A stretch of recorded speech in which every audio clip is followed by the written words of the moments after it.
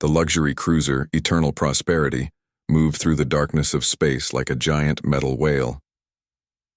Inside its golden halls, crime lord Thane Vexmore sat at his massive desk, his four arms tapping nervously on the polished surface. The Vorthak had built an empire on fear and greed, but today he felt something he had not experienced in decades. Worry. Tell me again, Vexmore said to the trembling alien standing before him. His voice was deep and rough, like grinding stone. The messenger, a thin creature with blue skin and too many eyes, cleared his throat. Sir, the Kepler operation is gone, all of it. The safe houses, the transport ships, the holding facilities, everything. How many facilities? Vexmore's yellow eyes narrowed. 47 locations across 3 sectors, sir. All raided within 6 months. The authorities found everyone. The workers, the guards, the managers, all arrested or dead. Vexmore stood up slowly, his massive frame casting shadows across the room. At 8 feet tall with thick armor-like skin he was used to, making others afraid. But this news made his blood run cold. And our people inside the government? Exposed, sir. Governor Chen on Proxima Station, Captain Torres of the Shipping Authority, even Judge Kim on the colony worlds, all arrested, their bank accounts frozen, their families questioned. The crime lord walked to the large window that showed the stars outside. His empire had taken 20 years to build, 20 years of careful planning, bribes, threats, and violence. Now it was crumbling because of one person. Show me the evidence again, he said quietly.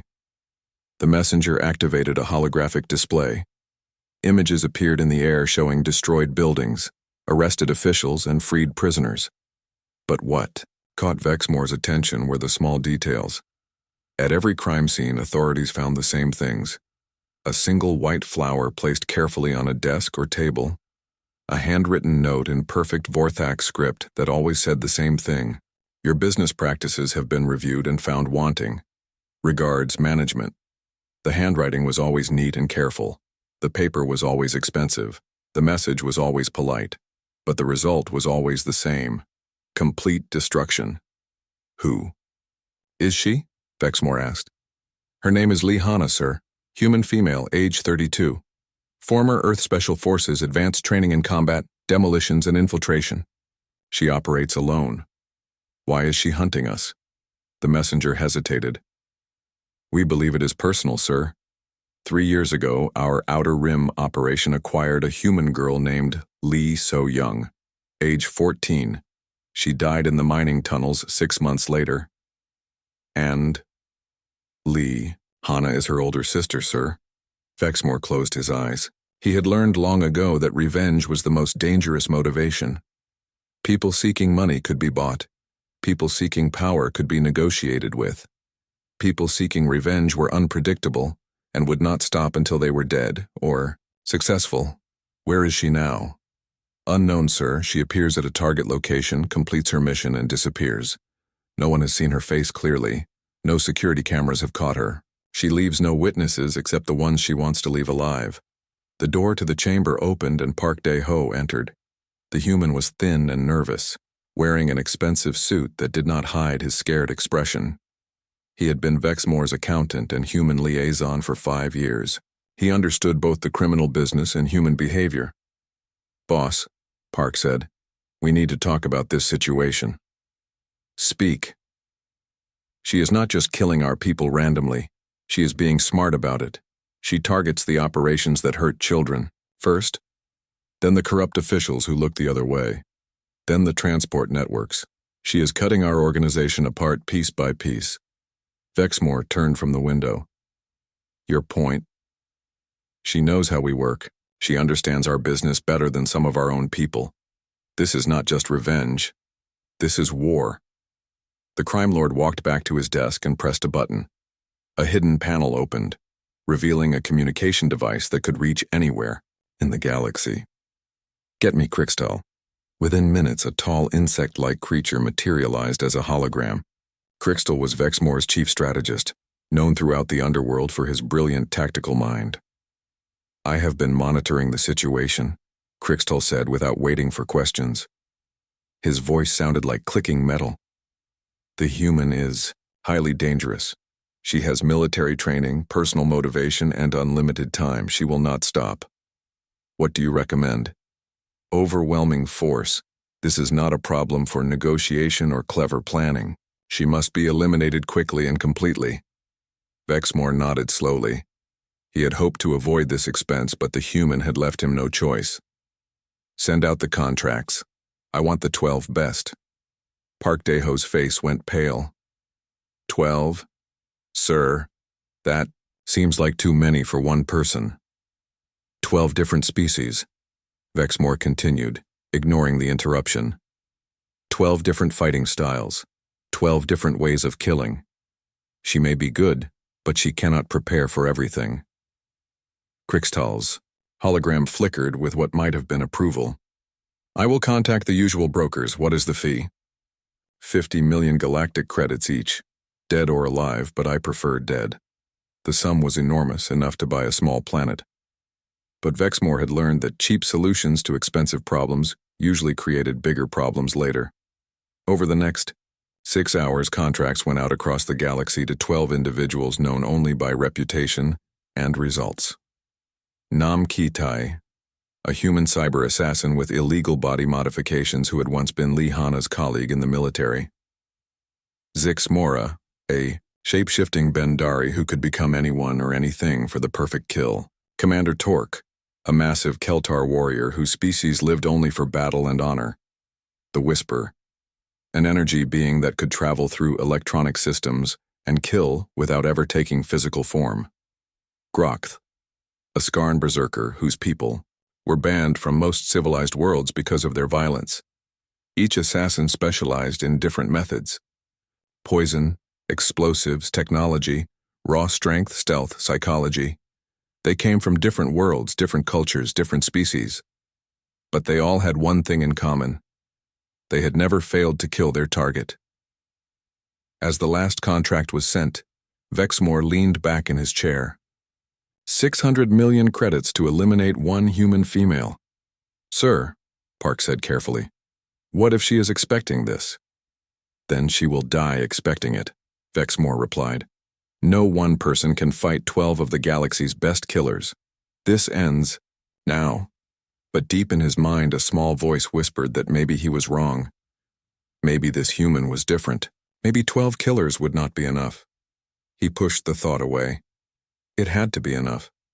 Because if it was not, Lee Hana would eventually come for him personally, and Vexmore suspected that when that day came, all his money and power would not save him. The contracts were accepted within hours.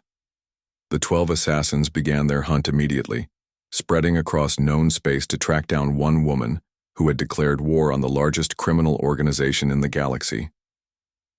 None of them suspected. They were walking into a trap that had been months in the making.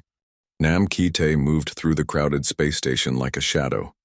His cybernetic implants scanned every face, every heat signature, every electronic device within 50 meters. The technology wired into his brain made him more computer than human, but it also made him the perfect hunter. He had tracked Lee Hana to Station Omega-7, a rundown trading post in the Outer Rim, the kind of place where people minded their own business and asked no questions. Perfect for someone trying to hide. Ki-tai had known Hana during their military service. She had been good, but not exceptional. Certainly not good enough to challenge 12 professional killers. He almost felt sorry for her. The hotel where she was staying looked cheap and dirty from the outside. Ki-tai disabled the security cameras with a thought, his implant sending electronic signals that made the devices malfunction. He climbed the maintenance shaft to the 3rd floor and picked the lock on her room door in seconds. The room was dark and quiet. Too quiet. Ki-tai stepped inside carefully, his enhanced vision showing him every detail. The bed was empty but looked slept in. Personal items were scattered on the small table. A cup of tea was still warm. Hello, Ki-tai. I was wondering when you would show up. He spun around, his hand reaching for his weapon. Lee Hana sat calmly in the chair by the window, wearing simple clothes and holding a cup of tea. She looked exactly as he remembered except for her eyes. Her eyes were colder now. How did you know I was coming? Kite asked, his cybernetic systems scanning her for weapons or threats. You always use the same approach. Disable security, enter through maintenance areas, strike while the target sleeps. Hana sipped her tea. You did the same thing on the Vega Station mission 6 years ago. Kite's implants detected no weapons on her, no hidden devices, no backup waiting nearby. She was alone and apparently defenseless. You should have kept running, Hana. This does not have to be personal. It became personal when you took their money to hunt me. She set down her cup and stood up slowly. But I am willing to offer you the same choice I offered the others. Others? The shapeshifter tried to kill me yesterday on Proxima Colony. The energy being attacked me 3 days ago on the transport ship. Commander Torque ambushed me last week on Kepler 4. Hana walked to the small table and picked up a datapad. They all had the same choice: walk away with evidence to destroy Vexmore or continue hunting me. Kite felt his confidence shake slightly. What happened to them? They chose to fight. Hana tossed him the datapad. This contains financial records, communication logs, and shipping manifests for Vexmore's entire operation. Everything the authorities need to shut him down permanently. Take it and disappear. Find a new line of work. Kite looked at the device but did not pick it up. The contract is worth 50 million credits. The contract is worth your life. I have military-grade implants, combat programming, and 20 years of experience. You are just one woman. Hana nodded sadly. That is what the others thought too. Kite moved faster than any normal human could react, his cybernetic systems accelerating his reflexes and strength. His hand reached for the plasma pistol on his belt while his implants targeted her center of mass. But Hana was no longer where she had been standing. The chair by the window exploded as Kite's shot went wide. He spun left, then right, his enhanced vision searching for her heat signature. Nothing. She had vanished like smoke. Your implants make you faster and stronger, her voice came from somewhere behind him. But they also make you predictable. Kite turned and fired 3 more shots at the sound. The wall behind him exploded in sparks and debris. Still no sign of her. Every cybernetic system sends signals, Hana continued, her voice now coming from a different direction. Signals that can be detected, tracked, and predicted. I have been studying you for weeks, Kite. I know exactly how your implants work. A small device rolled across the floor toward his feet. Kite recognized it immediately. An electromagnetic pulse grenade. His eyes widened as he realized what was about to happen. No, wait. The pulse wave hit him like a hammer. Every implant in his body shut down instantly. His enhanced vision went dark. His targeting system failed. His accelerated reflexes slowed to normal human speed. For the first time in 15 years, Nam Kite was just a man. Hana stepped out from behind the Sapper bathroom door holding a simple metal rod, not a high-tech weapon, just a piece of steel pipe. I tried to give you a choice. The fight lasted less than 30 seconds. Without his implants, Kite was no match for someone with Hana's training and preparation. She hit him twice, precisely, and efficiently. He collapsed to the floor, alive but unable to move. The pulse will wear off in a few hours, Hana said, checking his pulse to make sure he was not seriously injured. When it does, you can choose again. Take the datapad and help me save lives, or continue working for people who sell children. She walked to the door, then paused. There is a medical kit in the bathroom. Your left arm is probably broken. After she left, Kite lay on the floor staring at the ceiling. Around the galaxy, similar scenes were playing out as the other assassins found themselves outmatched by someone who had been preparing for months. 3 days later, packages began arriving at Vexmore's fortress. Elegant coffins made from expensive wood, each containing the body of one of his hired killers. With each coffin came a handwritten note on quality paper. Dear Mr. Vexmore, thank you for sending Mr. Namkitai. He was quite professional and his skills were impressive. Unfortunately, his services are no longer required. Please find enclosed a small token of gratitude for his time and effort.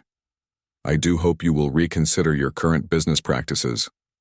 Sincerely, Lee Hana. Inside each coffin, along with the body, was a single white flower and a data packet containing detailed information about one of Vexmore's operations. The information had already been delivered to local authorities. By the end of 2 weeks, 8 Coffins had arrived. 4 assassins had survived but refused to continue the hunt. They had taken Hana's offer and disappeared with evidence that would help prosecute Vexmore's organization. In his fortress, Vexmore stared at the latest coffin and felt something he had not experienced in decades. Fear. The human was not running or hiding. She was hunting him, and she was very good at it. Vexmore stood in his private office staring at the 8 wooden coffins arranged in a neat row. Each one had cost him 50 million credits and contained a professional killer who had never failed before. Now they were all dead, killed by one human woman who seemed to know exactly how to counter every attack. Park Dae-ho entered the room carrying a datapad, his face pale and worried. "Boss, we need to talk about cutting our losses." "No." Vexmore's voice was sharp and angry. "I will not be defeated by some human female seeking revenge." 8 of the galaxy's best assassins are dead, Park said carefully. 4 others have disappeared rather than continue hunting her. Maybe we should consider relocating operations, changing our approach. The approach does not matter if she keeps hunting us. Vexmore turned from the coffins to face his lieutenant. "How many facilities have we lost this month?" Park checked his datapad. 17 more locations raided, 43 officials arrested, over 200 operations personnel killed or captured. The authorities are using information she provides to shut down everything we have built. The crime lord walked to his massive desk and activated the holographic display showing a map of his empire. Red X marks covered most of the locations, indicating facilities that had been destroyed or compromised. What had once been a vast network spanning dozens of worlds was now reduced to a handful of hidden bases. "She is costing us millions of credits every day," Park continued. "The remaining operations are afraid to do business with us. Our contacts in government are cutting all ties. Even our suppliers are backing away." "Then we make her stop." "How?" "The best killers in the galaxy could not touch her." Vexmore was about to answer when his communications officer, Oh-Min-Soo, burst into the room without knocking. The young man was breathing hard and looked terrified. "Sir, you have an incoming message. Personal transmission. Highest priority direct to your private channel."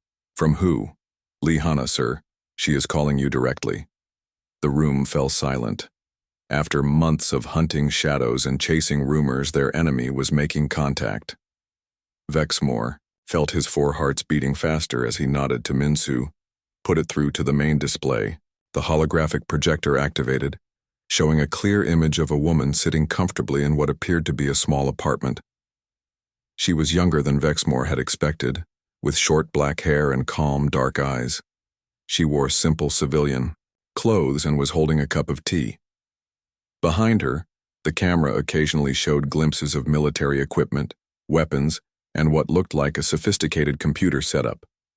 Maps and photographs covered one wall, connected by red strings in a pattern that looked disturbingly familiar.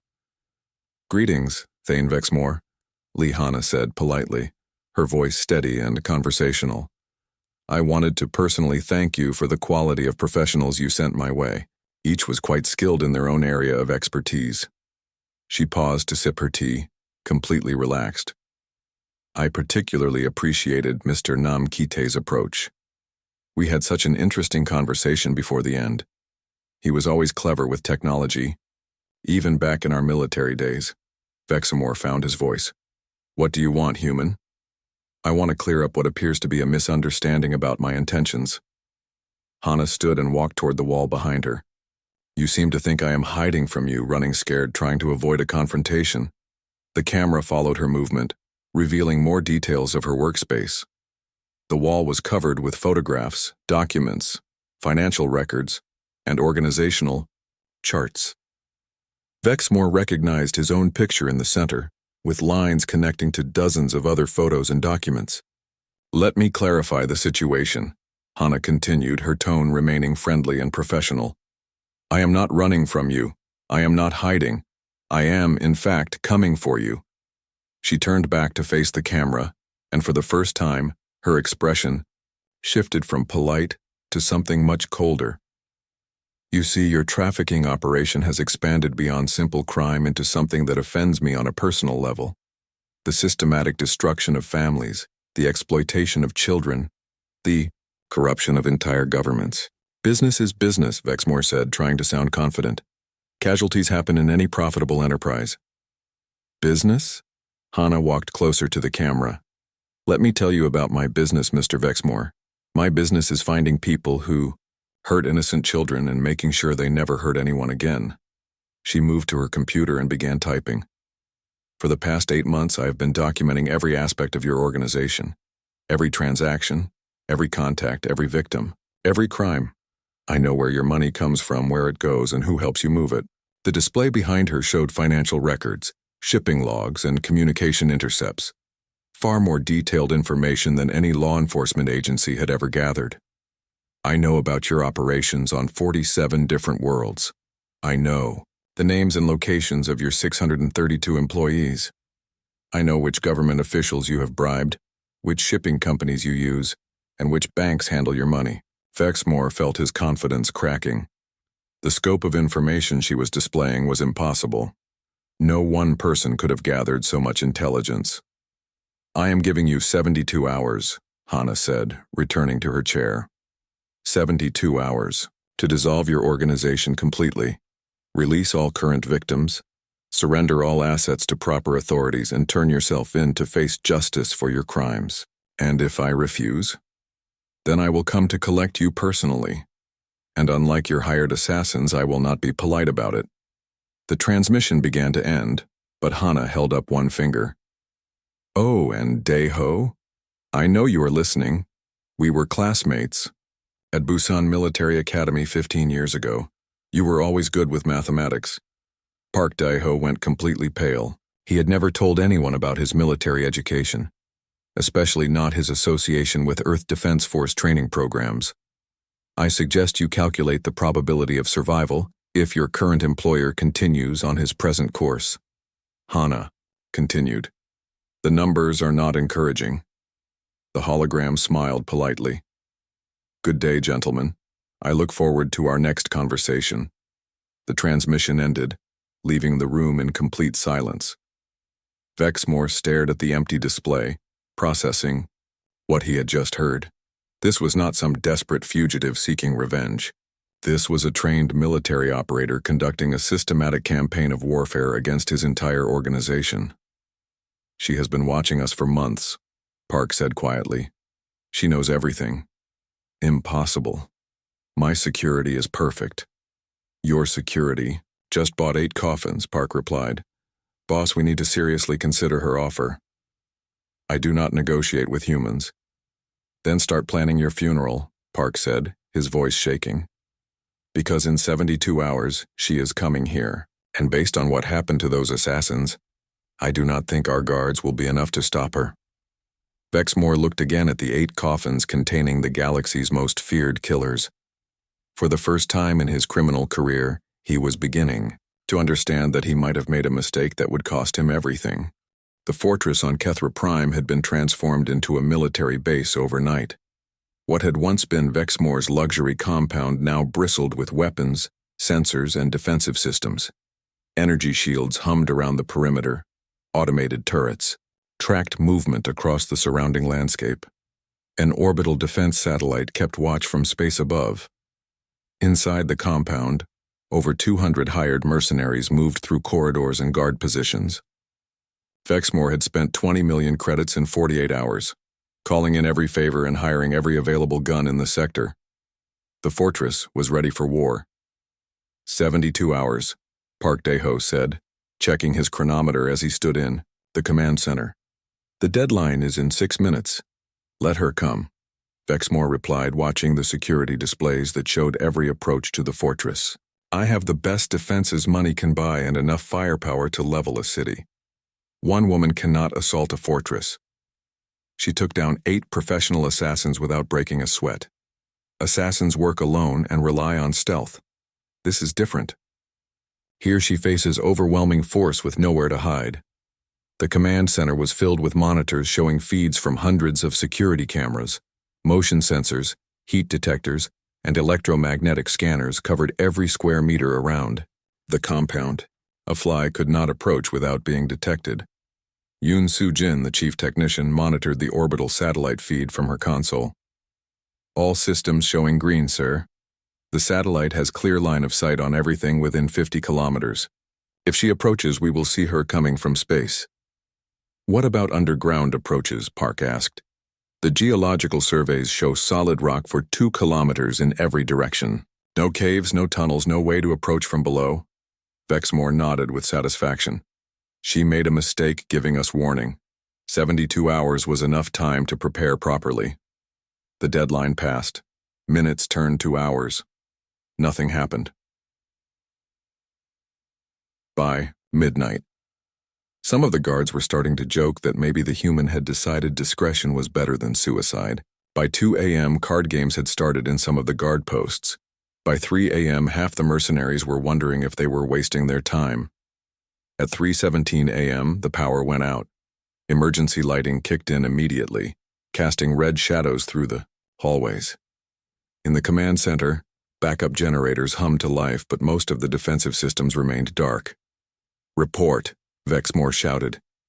Soo-jin worked frantically at her console. "Main power grid is down. The primary generator facility has been destroyed." "How is that possible?" "The power plant is 2 kilometers away, surrounded by guards and sensors." "Sir, the guards at the power plant are not responding to communication." Park Dae-ho activated the tactical display showing positions of all security teams around the compound. Green dots represented active guards. Red dots showed areas where communication had been lost. As they watched, more green dots turned red. "She is inside the perimeter," Park said quietly. "Impossible. The sensors would have detected any approach." "Maybe she was already inside." Vexmore stared at the display as more positions went dark. Guard posts that had been reporting normally were suddenly silent. Security teams sent to investigate never reported back. This is not an assault, he realized. She is hunting us. Over the next 2 hours, the fortress slowly fell apart from within. Guards found their comrades unconscious in supply closets with white flowers placed on their chests. Entire security teams vanished without a trace. Ammunition supplies were sabotaged. Communication systems were systematically destroyed. The mercenaries who remained awake and alert found themselves fighting shadows. Motion sensors detected movement that was not there when they arrived to investigate.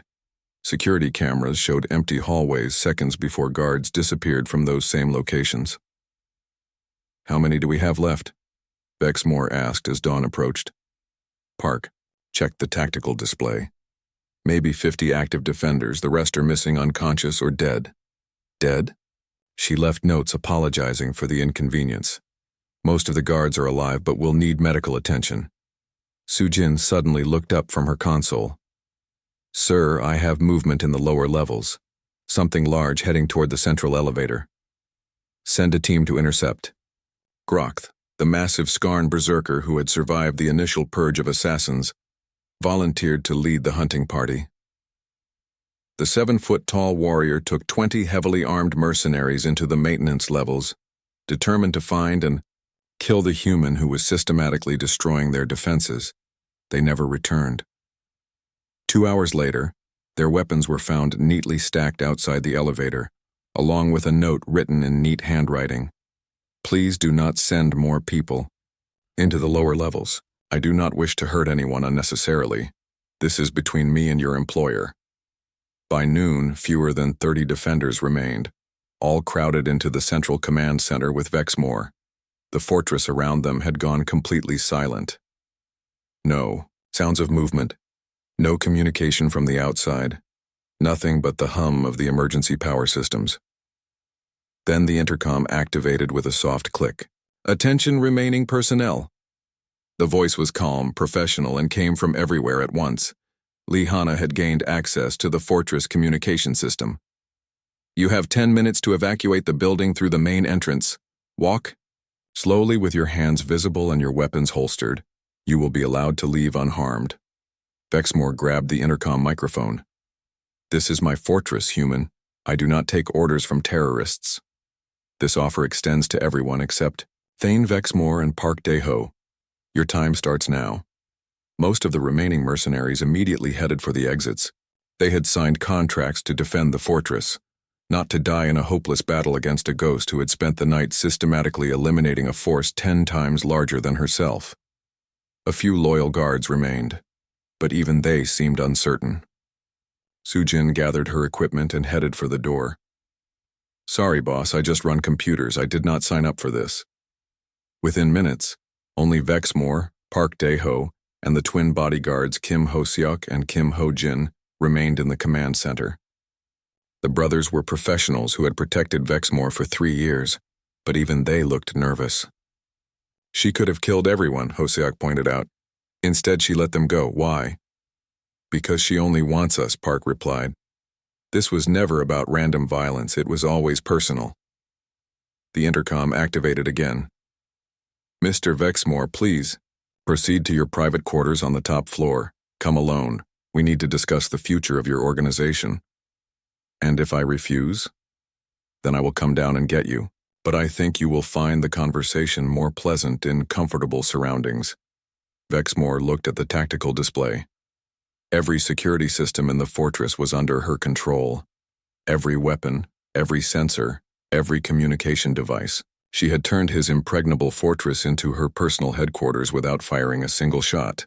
Boss, Park said quietly, I think it is time to listen to what she has to say. For the first time in his criminal career, Thane Vexmore was completely outmatched. The human had done the impossible. She had conquered a fortress designed to withstand military assault using nothing but patience, planning, and superior tactics. He began walking toward the elevator, wondering if he would live to see another day. Vexmore's private quarters occupied the entire top floor of the fortress. The room was massive, filled with expensive furniture, rare art, and luxury items collected from dozens of worlds. Floor-to-ceiling windows provided a view of the surrounding landscape where his guards had once patrolled. Park Dae-ho and the twin bodyguards Kim Ho-seok and Kim Ho-jin had insisted on coming with him despite Hana's request that he come alone. The brothers positioned themselves by the main door while Park activated a portable scanner to check for hidden weapons or surveillance devices. The room is clean, Park reported. No electronic devices, no listening equipment, no weapon signatures. Vexmore walked to his personal bar and poured himself a drink with hands that shook slightly. He had faced death before, but never like this. Never from someone who had systematically destroyed everything he had built with such cold precision. Where is she? Ho-seok whispered, his weapon drawn and ready. Patience, Vexmore replied, though he felt anything but patient. She will make her appearance when she is ready. The room fell silent except for the quiet hum of the air circulation system. Minutes passed. Nothing moved. No sounds came from the corridors outside. The fortress felt completely empty, like a tomb. Then they heard something that made their blood run cold. Slow, deliberate applause coming from somewhere above them. The twins raised their weapons toward the ceiling, searching for the source of the sound. But the applause stopped as suddenly as it had begun. She is in the air ducts, Ho-jin said quietly. Impossible, Vexmore replied. Those ducts are too small for an adult human. Then where is she? The answer came from directly behind them. Right here. All 4 men spun around to find Lee Hana sitting calmly in Vexmore's own chair behind his massive desk. Her hands were folded in her lap, and she appeared completely relaxed. She was wearing simple dark clothing and had no visible weapons. How did you get in here? Vexmore demanded, his voice shaking with anger and fear. We sealed the only entrance. There are always other ways, Hana replied calmly. Your architect left several maintenance passages in the original blueprints. Also, your security rotations have followed the same pattern for 3 years. Predictability can be dangerous in our line of work. The twins immediately opened fire, their military-grade weapons unleashing energy blasts that should have vaporized anything in their path, but the shots passed harmlessly through empty air. Hana was no longer in the chair. Hoseok cried out as his weapon was knocked from his hands by an unseen force. He spun around, trying to locate their attacker, but saw nothing. Ho-Jin turned to help his brother, but felt cold metal touch his throat. "Please do not," Hana said gently, her voice coming from directly behind him, though he had not seen her move. "I would rather not hurt you. You are just employees doing a job." Both twins slowly raised their hands and stepped away from their weapons.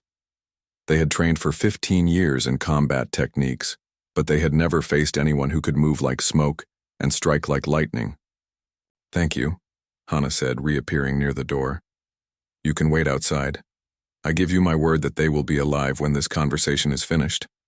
That is more courtesy than they have shown their victims." The brothers looked to Vexmore, who nodded slowly. They left the room, sealing the door behind them and leaving the crime lord alone with his hunter. For a moment, neither spoke. Vexmore studied the woman who had destroyed his empire, looking for some sign of the monster he had expected. Instead, he saw a young woman who looked tired and sad, but completely determined.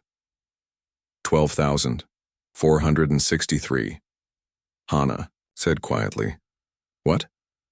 That is how many people your organization has trafficked in the past 5 years. I have been very thorough in my research."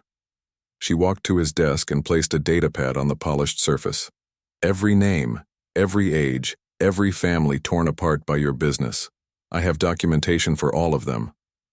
Vexmore did not touch the device, but he could see faces on the screen. Hundreds of photographs showing men, women, and children of a dozen different species. "Among them," Hana continued, her voice never rising above a conversational level, "was a girl named Lee So-young, age 14, taken from a civilian transport 3 years ago while traveling with her family to start a new life on Kepler 7. Park Dae-ho, who had been silent throughout the encounter, suddenly understood. The family name, the military training, the obsessive focus on their trafficking operations. She was your sister." "She was my little sister," Hana confirmed. "Your people sold her to a mining operation in the Outer Rim. She died in the tunnels 6 months later from overwork and malnutrition." Vexmore straightened in his chair, trying to regain some authority. "Business is business, human. Casualties happen in any profitable enterprise. I cannot be held responsible for every individual who—" He never finished the sentence. Hana moved too fast to follow, and suddenly Vexmore found himself pinned against the wall, unable to breathe properly. She had crossed the room and subdued him without making a sound. "Business?" she asked, her voice still calm but with an edge of ice underneath. "Let me tell you about my business, Mr. Vexmore." She released him and stepped back, allowing the crime lord to collapse, gasping against the wall. "My business is finding people who destroy families and making sure they never hurt anyone again. I have been very successful in that business." "What do you want?" Vexmore wheezed. "Justice, but not the kind you are expecting." Hana returned to his desk and activated the holographic display system. "For the past 8 months, while dismantling your organization, I have been documenting everything. Every transaction, every contact, every victim, every crime." The display filled with an overwhelming amount of data: financial records, shipping manifests, communication logs, location data for hundreds of victims still being held in facilities across the galaxy. "All of this information has been compiled into a comprehensive case file," she continued. "In exactly 1 hour, unless I send a cancellation code. Copies will be transmitted simultaneously to Galactic Authority, the Earth Defense Force, the Kepler Colonial Government, and the news networks of 47 different worlds." She turned to face him directly. "Your choice, Vexmore. You can die here today fighting me uselessly. Your organization dies with you, but it dies in shadows and the victims are never found. Or what? You surrender. You provide complete testimony that leads to the rescue of every victim still alive and the prosecution of every collaborator still operating. You spend the rest of your life in a Galactic Authority rehabilitation facility instead of a grave." Vexmore laughed bitterly. "And you trust the authorities to handle this properly?" "No," Hana replied honestly. "But I trust them to be more merciful than I would be." Park Dae-ho, who had been listening to everything, finally spoke. What about me? Hana studied him carefully. You helped traffic children, Deho, but you also helped me map their entire network by keeping such detailed financial records. Your testimony, combined with this evidence, guarantees the conviction of everyone involved. She tossed him a second data pad. Your cooperation might earn you 20 years in prison instead of life. Your choice. She checked the time display on the wall. 53 minutes remaining. Decide quickly. Both men stared at her, understanding that their criminal empire was finished regardless of what they chose. The only question was whether they would face justice through the legal system or through Lee Hana's personal methods. Why? Vexmore asked. Why not just kill me and be done with it? Because my sister would not want me to become a monster. Hana replied simply. She would want the victims saved and the criminals stopped. Killing you accomplishes only half of that goal. For the first time in his life, Thane Vexmore realized he was facing someone who was not motivated by money, power, or personal gain. Someone who could not be bought, threatened, or reasoned with using the tools he understood. Someone who was better than him in every way that mattered. The silence in Vexmore's private quarters stretched for several minutes as both men considered their options. The crime lord stood against the wall where Hana had pinned him, his yellow eyes moving between her calm face and the data displays, showing the complete destruction of his organization.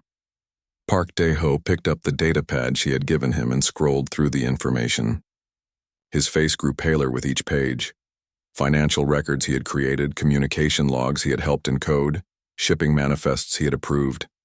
Everything needed to convict not just Vexmore, but hundreds of collaborators across the galaxy.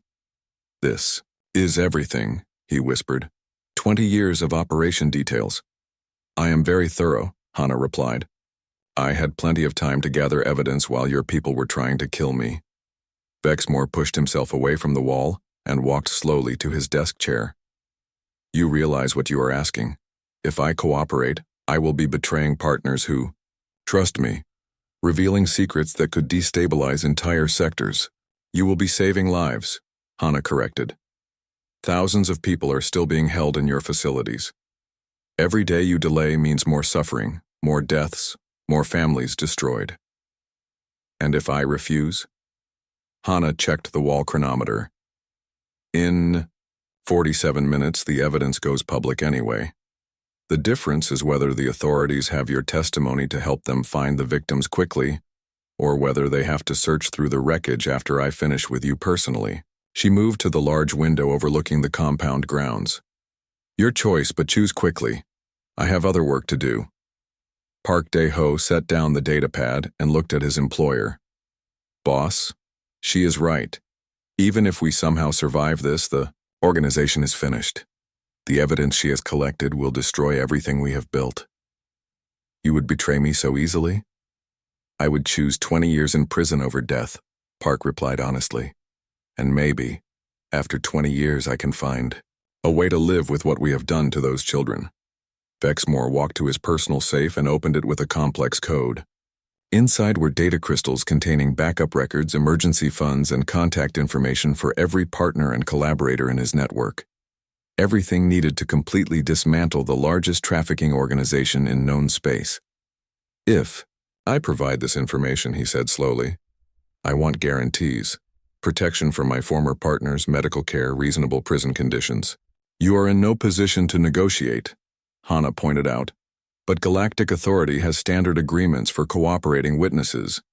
You will be protected and treated according to galactic law. Vexmore stared at the data crystals in his hands. Each one represented years of careful planning and relationship building. His life's work reduced to small pieces of technology that would send hundreds of people to prison. 38 minutes, Hana said quietly. The crime lord made his decision. He handed the crystals to Park Dae-ho, who accepted them with shaking hands. Contact Galactic Authority. Tell them we are ready to surrender and provide full cooperation. Hana activated her personal communicator and sent the cancellation code that would prevent the automatic transmission of evidence. They will be here within 6 hours. I suggest you spend that time preparing your testimony. She walked toward the door, then paused. There is one more thing you should know. The families of your victims have been notified that justice is finally coming. Many of them will be present at your trial. Including yours? Vexmore asked. My parents died in a transport accident 2 years ago, Hannah replied. So young was the only family I had left. But yes, I will be there to speak for her. After she left, Vexmore and Park spent the remaining time organizing records and preparing for their surrender. When Galactic Authority ships arrived at the Idol fortress, they found 2 men waiting calmly with boxes of evidence and detailed confessions. 6 months later, the trial of Thane Vexmore became the most watched legal proceeding in galactic history. Held at Galactic Authority Station Prometheus, the massive courtroom was filled with survivors, families of victims, and representatives from dozens of worlds affected by the trafficking network. Over 6 weeks of testimony, the scope of the criminal organization was revealed. 847 arrests across 12 systems, 3,012 victims rescued from hidden facilities, corrupt officials on 37 worlds removed from office, financial assets worth over 2 billion credits recovered and returned to victim compensation funds. Vexmore, true to his agreement, provided detailed testimony that led authorities to every hidden facility and secret account. His cooperation saved months of investigation and countless lives. The court sentenced him to life imprisonment with the possibility of rehabilitation review after 30 years. Park Dae-ho received 20 years as agreed, but his sentence included community service managing victim rehabilitation programs. His financial expertise proved valuable in helping survivors rebuild their lives. Present day. Earthly Hannah sat at her kitchen table in a small apartment overlooking the Pacific Ocean. The walls were covered with plants and books rather than weapons and surveillance equipment. On her desk was a small shrine with a photograph of a smiling teenage girl, surrounded by white flowers. The morning news played on her computer screen, showing footage from the trials. Over 3,000 victims had been returned to their families. Rehabilitation centers had been established on 12 worlds. New laws had been passed, strengthening penalties for trafficking and improving protection for vulnerable populations. A soft chime indicated an incoming message.